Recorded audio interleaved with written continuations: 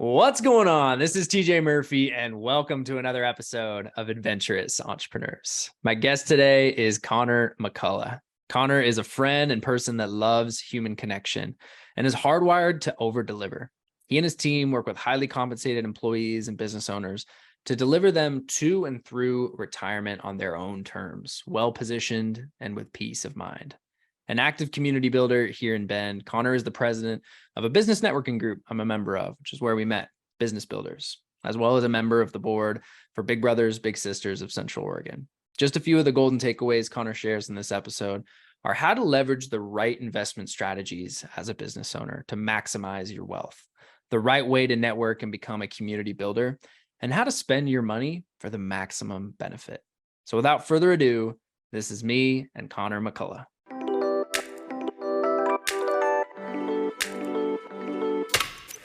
Welcome to the Adventurous Entrepreneurs Podcast. I'm your host, TJ Murphy. Since quitting my corporate 9-to-5 and starting a business while backpacking through Asia back in early 2017, I've had the privilege of learning from some incredibly adventurous entrepreneurs. Through these conversations and my own journey, I've learned that much like in life, entrepreneurship is an adventure. On this podcast, I explore the journeys of top-performing leaders in their fields. These wide-ranging conversations include tactical business advice, how I built this insights, lessons in leadership, life hacks, travel stories, favorite hobbies, and insights into living a purposeful and joy-filled life. Adventures await us, so let's dive in. Hey, Connor, welcome to Adventurous Entrepreneurs, man. Happy to be here, TJ. I've been a fan of the podcast for a while.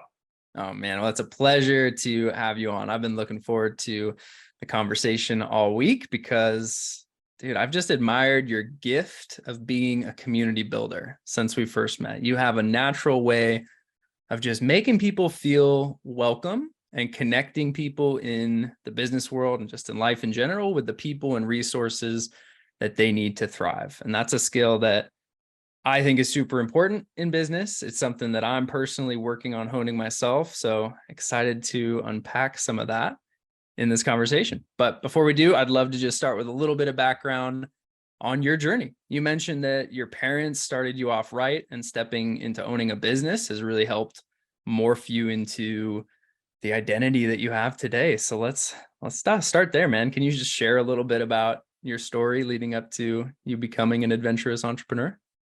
Yeah. Well, I guess it starts way back when I was a kid, but throughout my whole life, I actually saw my dad be an employee, and he is one of those employees that employers get 10x return on. And so kind of my whole life, I saw a man who worked really hard, and it made me want to be a business owner. So I went to university, studied math and physics, wasn't originally a business owner, and then branched into the business owner world about 4 years into my career and haven't really looked back since. Yeah. Yeah, man. What was the journey like before that? What were you doing before you started your business? Yeah, I was doing like an equity analyst, hedge fund type role, was looking at quarterly and annual reports, publicly traded companies, and telling the big guy where to invest, and decided to branch off and do my own thing. Yeah. So your dad being that mentor to work hard and already had implanted that idea of starting a business. What was like that pivotal moment where you decided, all right, I'm going to go off on my own and take this leap of faith? Did you have like other mentors that were kind of guiding you along into that? Or was it just like, I can do this. It's time. Let's go. Yeah, I think it was just, it's time, let's go. And I had slowly realized that owning a business development, creating relationships is really the ticket to not only having an impact on people's lives, but personal freedom. And I think it's perfect conversation for Adventurous Entrepreneurs podcast. Like it is the ticket to, again, not only impact, but personal freedom as well. Yeah, man. That's for me what my ultimate goal was, and my personal KPI is freedom. In the beginning, it's hard. You're not going to have freedom. You've got to grind, you've got to build it, you got to get it off the ground. But getting to that point where you can step away, you can, like we were talking about before this on a Friday, take half the day off and go paddleboard or go do whatever you want in the afternoon. You got to work to earn that, but having the freedom and having the pieces in place, the team in place to be able to step away and still have everything running smoothly, ideally growing in your absence, that to me is the ultimate KPI and something that I'm chasing down. So what's the focus today? You're in business. Tell us a little bit about what you do, who you serve, and where things are at here in July of 2023. Yeah. Well, I run a wealth management financial planning practice, and I serve, I would say I serve anyone who wants to arrive in retirement well positioned. So that's my biggest focus. Our business is doing well in July of 2023, even though the market's a little shaky.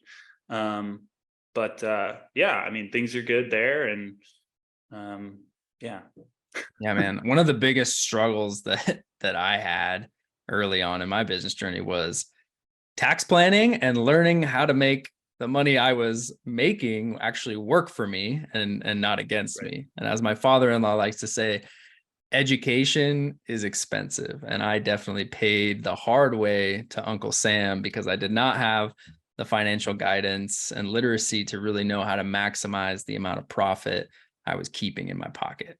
And maybe my ego was getting in the way. Those aren't things that you get taught in school, even in college, taking accounting and taking some finance courses. I really wasn't equipped to know how to plan, how to use retirement funds, how to use all the different tax strategies, which I want to talk a little bit about here, to maximize the amount of money that I was keeping and also exponentially growing it over time. So what are some of the common financial mistakes that you see business owners specifically making when it comes to managing their wealth, and how can they avoid them? Yeah, I mean, tax planning is massive. I think a lot of times business owners get stuck in a barbell strategy. So they have a ton of money invested in their business and then a lot of cash just kind of sitting there. Yeah. And they just aren't sure what to do with it. They know how to invest in themselves and their business, which is, I like to think about it, especially with business owners, as kind of 3 buckets: home run, aggressive, safe.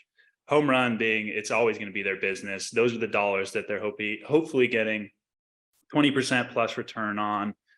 They can throw dollars there. At some point, you want to start diversifying out of just home run dollars, kind of once you probably have gotten out of the first 2 to 3 years of that business development, and getting that, that massive return on your business. And the aggressive and the safe dollars is kind of where someone like me comes in and helps you diversify. Aggressive dollars being like stock market dollars. But more importantly than actually having those dollars is doing it tax efficiently. So having the right, maybe 401k set up, whether you're doing a traditional or a Roth 401k, those are huge questions to be answering. There's just so much to know on the tax side that what I like to think about is we let our business owner clients, they're gold miners. They mine gold in their business, and we let them mine gold while we tend the gold that they've already mined. And so they don't have to think about it. And they can just continue to mine gold in their own business. Yeah, I like that metaphor for sure. I am in the practice of mining gold, but I'm also sitting on a war chest of that gold that probably isn't working as well as it could be for me. So, I mean, we could use my situation as a bit of an example here. I don't know if it'll go anywhere, but, I've done more tax strategy over the last couple of years. So in my situation, I'm a solo operator. My wife's on payroll, so we're able to leverage like a solo 401k and Roth solo 401k. And so we make contributions to that personally and through the business to offset the profits, because I'm also an S Corp. So profits come down to me personally. So trying to use funds to invest in the business and its growth, but also bring things down on the personal side.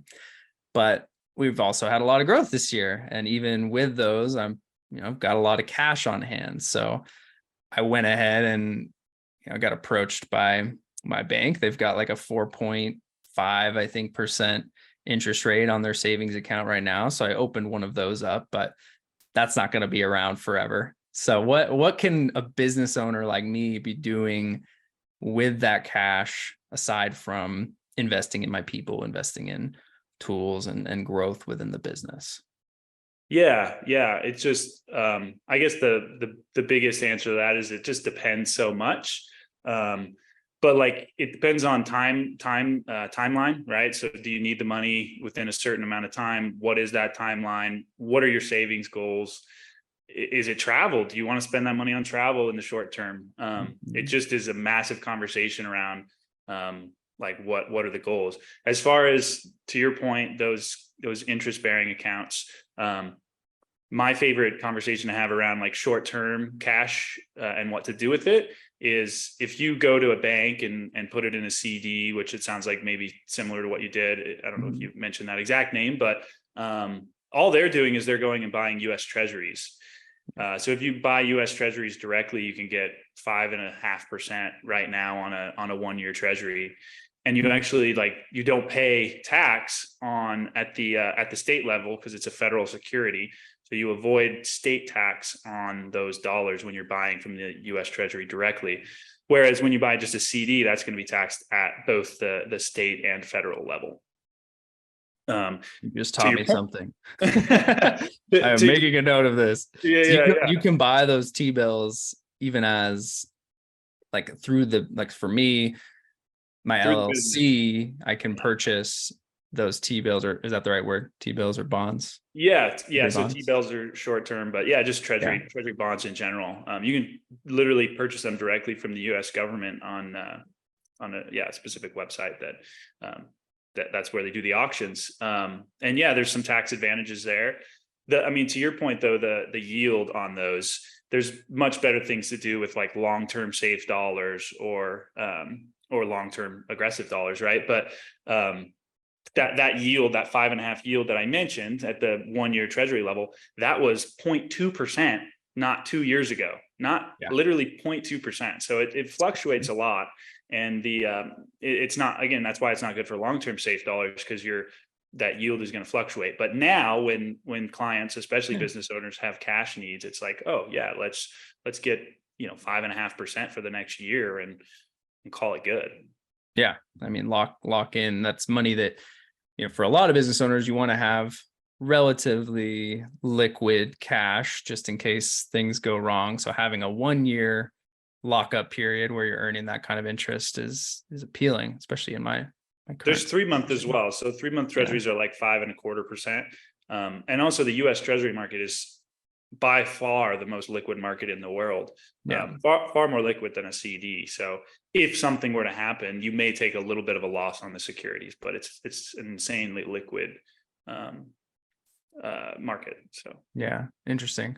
So this is getting me all kinds of questions here. So if I were to buy and there is a cap on that, right? You can only put so much money into a treasury bond. You can.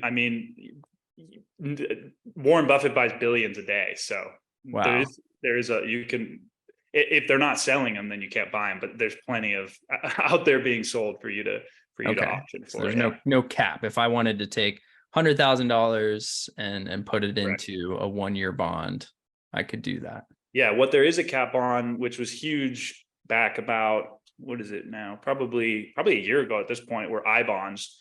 I bonds are inflation protected bonds, and those were yielding 9% something. Those had a cap of 10,000 per person. Okay, that's what I was thinking about. Yeah. So I bonds are a type of US bond, and those do have a cap. Those are yielding a lot less now, but US Treasury bonds, no cap. And I know there's a website where you can just go and purchase treasury bonds, correct? Yes.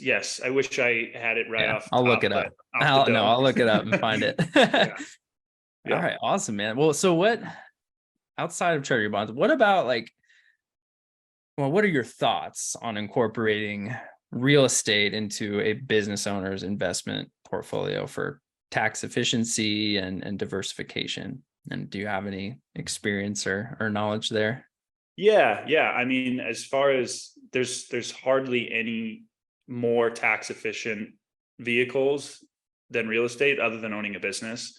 In my opinion, like if you look statistically, people believe they get a bigger return in real estate than they actually do because it's a leverage return. So anytime leverage is involved, it's inherently factually more risky. Obviously, when you have a boom like from 2008 to now, people love real estate and everyone wants to pour money into real estate.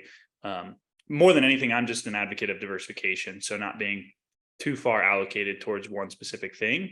But yeah, when you think about, there's no other asset in the world that you could potentially leverage 20 to 1 like that. You could put 5% down and buy a house that's 20 times that. That's that 20 to 1 leverage. In the stock market, we never use leverage or advocate to use leverage, but even if you wanted to, you can only use 2x leverage. So if you have 10,000, you could leverage another 10,000, or do that math on any number. But I never advocate that for the stock market because it's too volatile. But the interesting part about the real estate market that I think makes people, it's forced savings in the end. In the end, people are forced to save. And so they end up believing that that's their greatest asset that they own. And a lot of the times real estate performs phenomenally. And it's how a lot of people have gotten super wealthy. The average return on real estate is like 4 or 5%. Of course, not in COVID. Everything went kind of crazy in COVID, but it went even obviously higher than that. But when people have leverage, 20 to 1 leverage on, and they get a 5% return, it feels like more than that. I'm not doing the math right off the top of the head, but it feels like more than that. So anyways, I'm just more of an advocate of, I also think that there's an interesting thing out there that I'm an advocate of figuring out how to get, ideally, unless it's your first time purchase, getting 25% down. Because at 20%, that's kind of the thing that people think about because you get your PMI drops off. Yep. But at 20%, the mortgage company is in the back of their head. They know, oh, they just hit the mark to get PMI dropped off. And so your interest rate is actually higher if you put down 20% than if you put down 15%, because you've lost the PMI. And so the mortgage company actually feels like they're taking more risk. So ideally you get to 25% is what I talk to clients about. It's not always possible. It's not always the right thing to do, but it's just a fun little tidbit of info. Yeah, there. interesting. I didn't know that. So what about this whole life insurance as an investment vehicle thing? Like I see this all the time now, and I don't know much about it, but like, what are the advantages and potential pitfalls of using life insurance as an investment strategy for tax planning and retirement? Yeah, that's a great question. So I would say, first and foremost, don't think about it as an investment. I'm a huge advocate of being aggressive with aggressive dollars in the stock market. So if you're going to take stock market risk, be in the stock market. There's a big conversation around like IULs right now, Index Universal Life. What I think is super cool is the 0% tax bracket strategy. So if in retirement you've done tax planning really, really well, you can get to the 0% tax bracket and not be taxed in retirement. That's having Roth money, that's having non-taxable accounts. I'm a huge fan of HSA brokerages, that kind of thing. But in general, using it, what we'll use it in our practice as is actually like a fixed income like asset. Again, not an investment, but having it as a safe, it's your safe bucket. So that whole home run aggressive safe, if we're talking aggressive dollars, that's where people think that IUL falls. If I see someone that wants aggressive dollars, I'm not an advocate of putting it into a variable universal life or an IUL. I would rather see them take stock market risk. To explain that, the IULs have a cap and a base as far as return. And if you look at the stock market, what really drives the return of the stock market over time, which since like 1920, it's averaged 10% a year, something like that, somewhere between 7 and 10%. What really drives that return is the massive up years. So you'll have down years and then you'll have huge up years. And if you have a cap on those up years, it actually really, really hurts the return. So, the IUL, if it caps your return and bases your return, there is some steadiness to it. But again, what drives long-term market performance is the huge up years. So if you have a cap on those huge up years, then your return is, not nearly as good You're as leaving money on the table. yeah. Yeah. And so there's other ways to structure those life policies for the safe bucket that we absolutely would do. There's interesting statistics out there. If you look at between 2000 and 2020, there was 3 or 4 down years. If you didn't pull from your market money on those 3 or 4 down years, plus the years after, you would only have needed about $300,000 on the side in cash that you could pull from. And then pull from your market money when the years were up, right? And if the 300, it's hard to explain like this without visuals, but 300,000 made a difference of 900,000 at the end. So all that to say that you need 5 to 10 years of expenses in cash or in some sort of cash bucket in retirement, period. Like anybody who's worth their salt or worth their weight in gold, whatever the saying is both, as far as retirement planning goes, needs to figure out a strategy with their clients to have 5 to 10 years of expenses that they can access, that's not yielding zero, hopefully is tax advantaged. And so in those cases, we can utilize a well-structured life insurance policy to hide money in those accounts and have it not be taxed and all this. Gold, man. You're welcome. I'm excited to actually sit down with you and put all of our numbers out on the table and see what makes sense. But we'll move along from the finance and tax stuff, because this was a bucket of gold. But I want to talk about networking. I want to talk about mindset. I want to talk about a whole lot of things. So this is a podcast about entrepreneurship, but one of the biggest hurdles that most entrepreneurs, most people in general face at one time or another is living a well-rounded life and doing the things that bring us joy with the people that we care about most. When you own a business, you can always be on, but that's just going to lead to burnout unless you're an Elon Musk of the world or a similar type. So what is living a well-rounded life look like for you? We were talking about freedom before we started. What does that freedom look like for Connor? Yeah, that's such a good question. I think being early in the business, I'm actually super stoked by not having a lot of freedom and focusing so much on the business. But over the long term, like what that means to me is family. Like everything I do today and will forever do is family. And I consider clients part of that family when we bring them on. Like it's about making a difference and being able to spend time with my family and live in abundance with my family, have them not worry about things. And I think like number wise, to me, that means, making really good money, but actually not spending that much. And so we always know we're in a safe place. Freedom to me is lack of worry and the ability to live in abundance. And that means giving, that means traveling, that means taking care of my family and my clients. That's really what it means to me. I love it, man. It mirrors how I feel in so many ways. I'm glad. Saving part, especially, I feel like we used to be really good about just like living on barely anything. And as our income has gone up, we've definitely spent more, but we check ourselves every now and then. So that's a good reminder for me. But I think the biggest thing that I see you just doing so well here in our local community is being that community builder and bringing people into your fold, whether that's in business. I mean, you took my wife and I out to a lovely evening at a piano bar with all of your team. We had an amazing time just getting to know you, getting to know the people that you're surrounded with. And that's just a small example of what you do. You're also the chair, president, I don't remember what the term is, for our networking group. And you do a phenomenal job just bringing people in, making them feel welcomed. And really, I mean, since I've joined, the energy in that group and just the amount of growth that we're seeing in it, it's exponential. And I give you, the majority of credit for just leading the charge on all that. So I teed it up at the beginning of the conversation, but all that to say, you're a great networker, like really, really great. And do you have any strategies or tips that you have picked up over the years that might be helpful for people who are either just getting into it or just don't consider themselves a good networker? Yeah. Um, I would say, like, more than anything, well, be yourself. Yeah.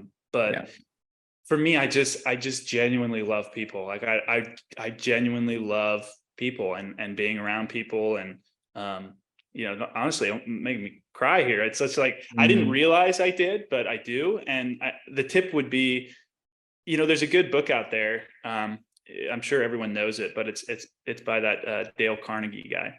yeah. How to And win it's friends and how to influence win friends and people. influence people. Yeah. And I think the book says all the right things, but underneath the book is, you have to actually genuinely mean that stuff and genuinely Yeah. feel that stuff. Otherwise, it's just not, it can come off not real.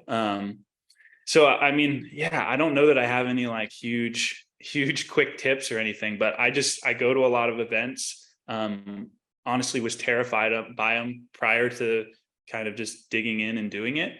And then you just kind of, at least personally, realize that the things that we are often scared about are just not natural to Mhm. us yet. Yeah. It's not that they never will be, but It yeah, I mean, takes practice. yeah, be nice to people, love people. We're all humans. We all just want the best, for the most part, want the best for ourselves and our families, and our community. So Yeah.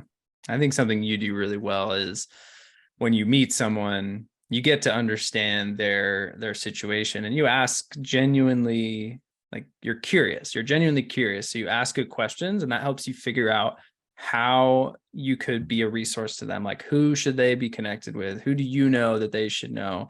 What resources do you have access to that would be beneficial to them? And you do a great job of connecting those dots and following yeah, up and just making sure that you're providing value. It's not just collecting business cards, which I think is the trap a lot of people do, is they network, they maybe even over network, and they meet all these people, but they don't do anything after that. You right. have a coffee, you have a chat at a networking group, and that's it. Maybe you see that person a few months down the road and you barely even remember who they are because there's no meat to that relationship.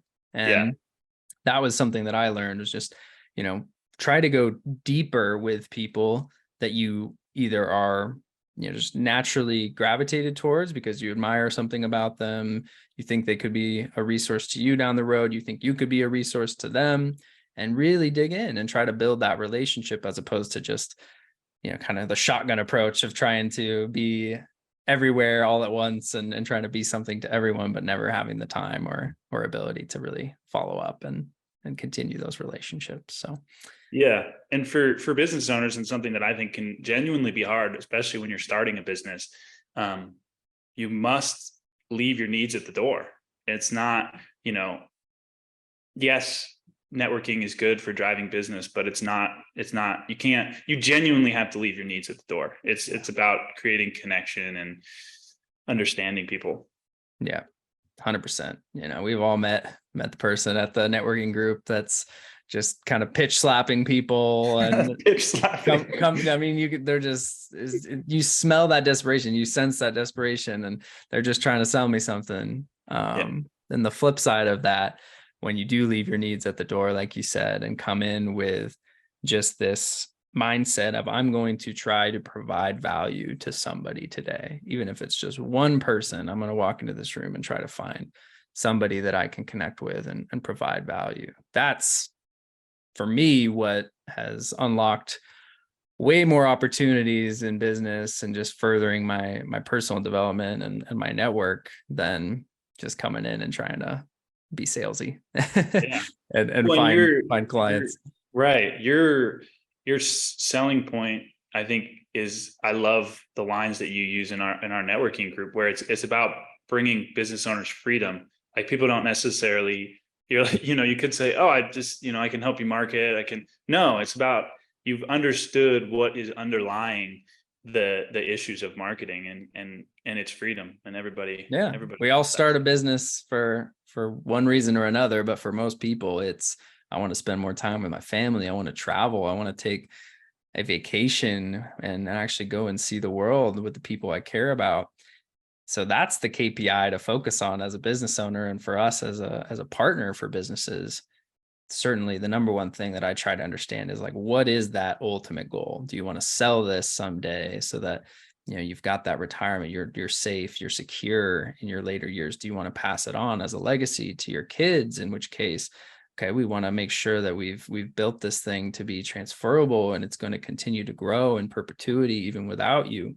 And having the systems and marketing and everything in place is what is ultimately the vehicle to help with that. So understanding what people's goals are, what their desires are, what those pain points are in their business. That's what I love to do. When I can help dig those out and uncover what's going on and help create that path to freedom. That's where I find the most joy and fulfillment.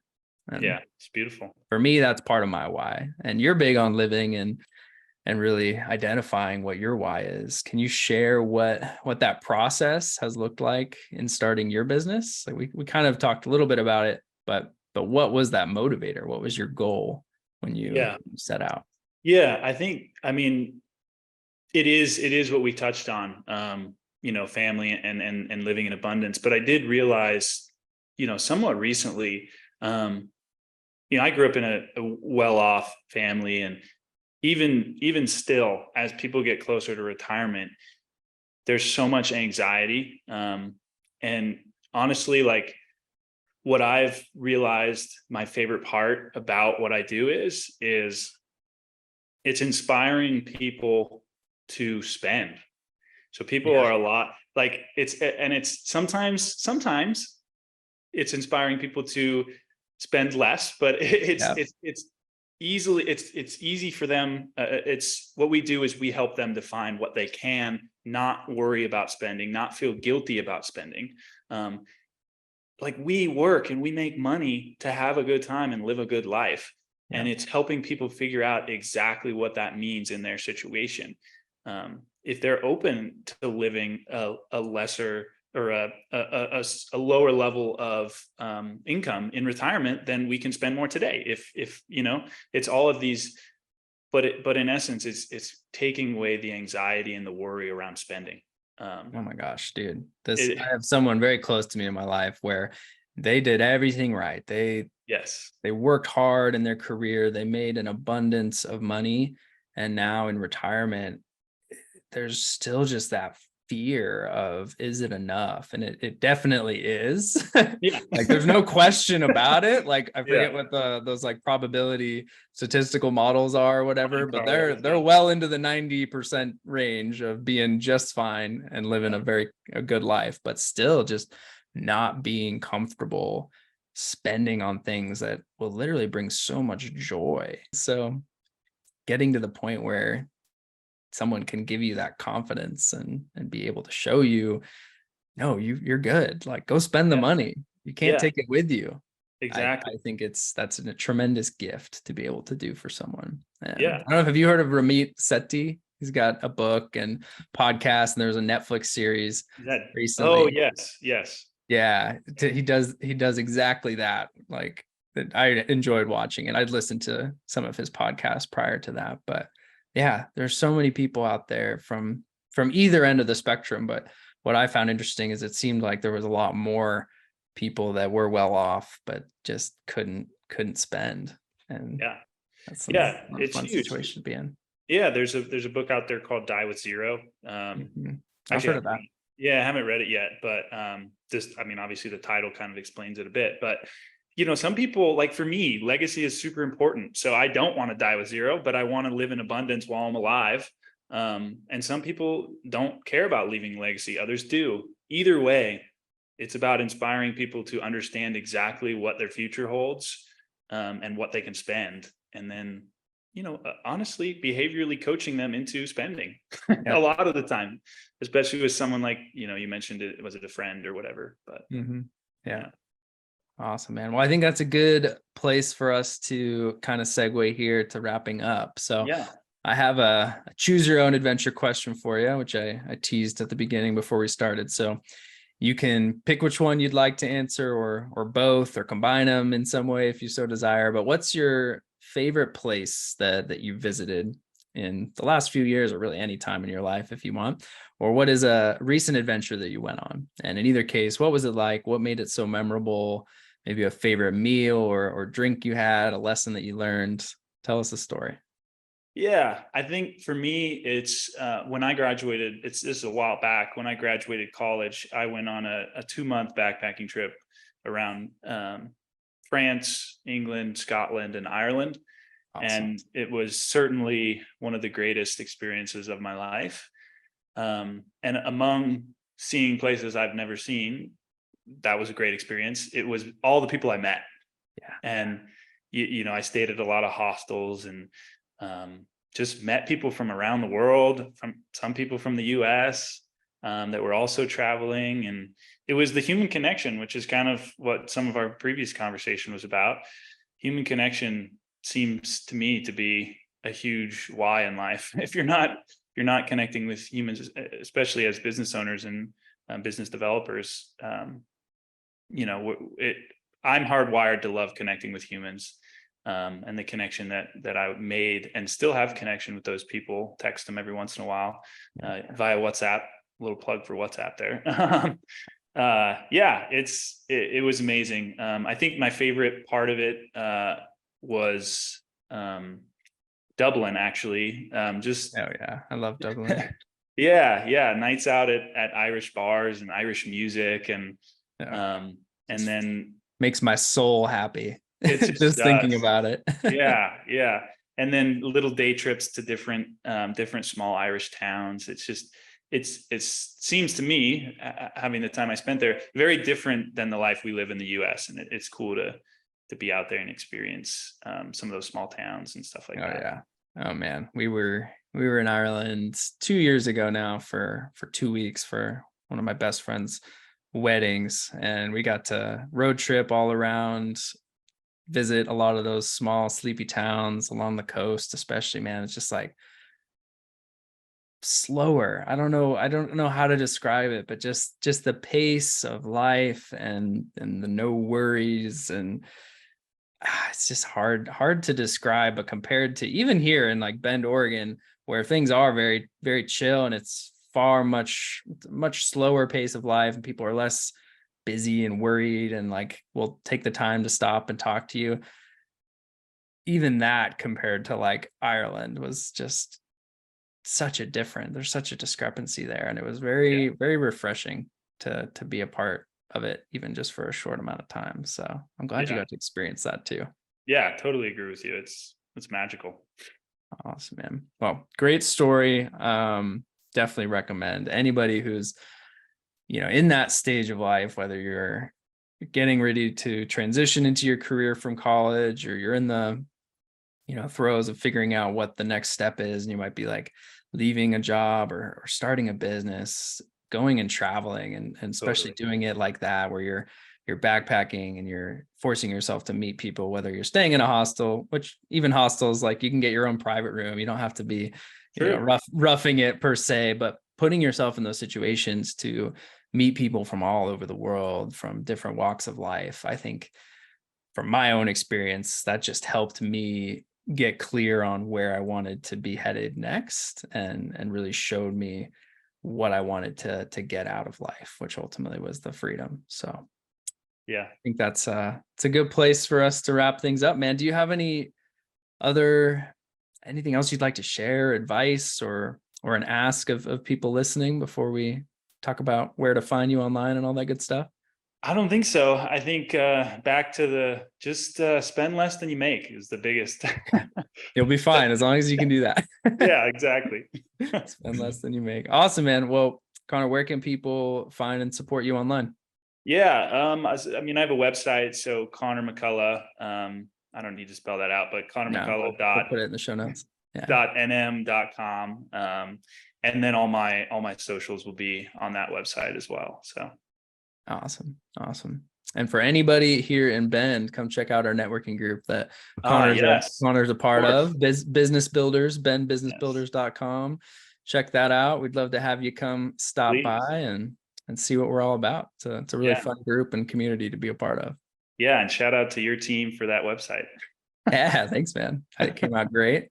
thanks for all your help in bringing it to life. So that's all I got, man. I appreciate your time, especially on a Friday morning. So just keep on shining that light, man. You're a true community builder and someone I admire, and I'm really grateful to have you in my community. So I appreciate that, TJ, and thank you for all you do.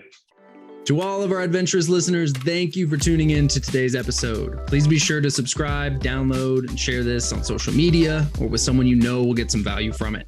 Leaving a review goes a long way in helping people find the show, and I personally appreciate reading them when they come in. So please go drop one if you have the time. We'll see you all next week, and remember, whether we're talking about business or the things that bring us joy outside of work, life is meant for exploring. So go out there and live it one adventure at a time.